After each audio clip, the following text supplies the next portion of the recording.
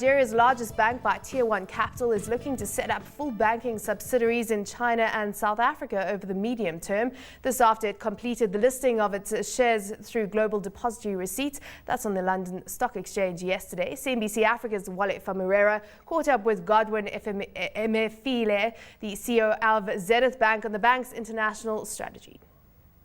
Basically, the main intent of the GDR is that it gives an opportunity to foreign investors as well as global emerging market fund managers an opportunity to be able to buy Zenith Bank shares or trade in Zenith Bank shares on the floor of the London Stock Exchange, particularly those of them that are precluded from coming directly into Nigeria through brokers to buy these shares as a result of certain internal restrictions that they have in the company. The reason being, again, Zenith Bank has grown to be today a global player. We have, other than offices in Nigeria, we also have offices in Ghana, Sierra Leone, Gambia, and London.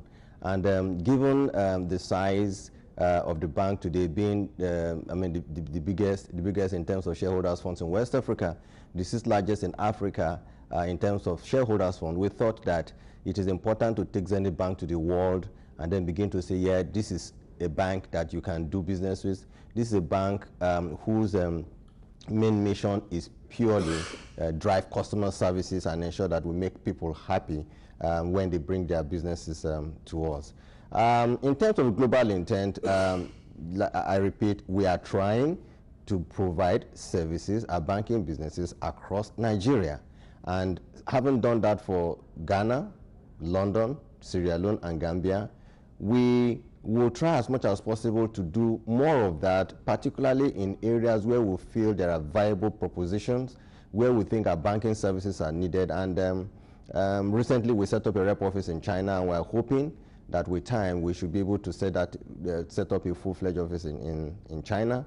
And as well as in South Africa, where we have rep office, we're also hoping that if we're able to overcome some of the regulatory hurdles in this jurisdiction, we should also be able to set up full-fledged offices. You've told us clearly that you will not be raising capital with this listing. Tell us what will drive a decision to raise capital in the future. What we did is a non-capital raising technical listing GDR on the London Stock Exchange.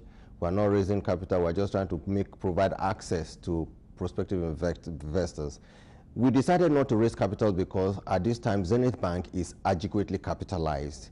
Zenith's capital adequacy ratio is not less than 30%, which is about twice of the minimum that is expected of a bank of our size today.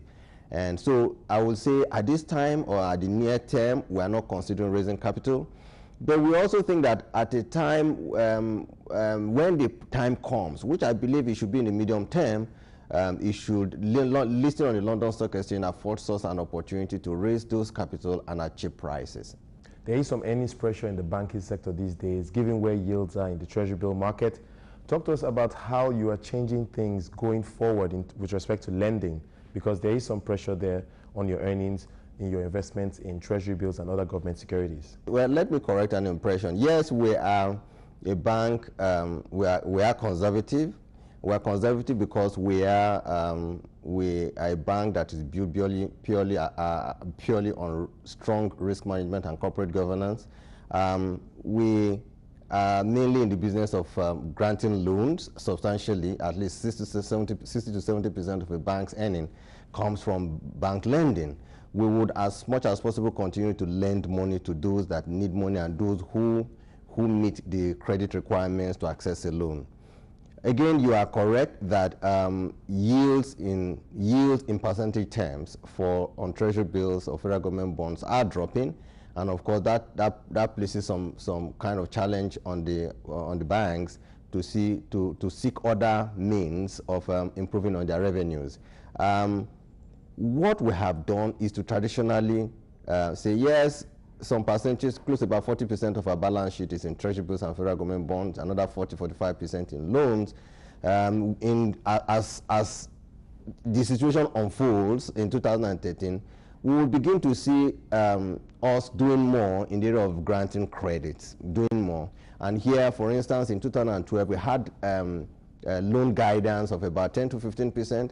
But for 2013, we've revised our loan guidance from about 15 to 20%, a low of 15, a high of 20%. And we think we will be able to achieve that, given the opportunities that we'll see in the Nigerian environment in 2013.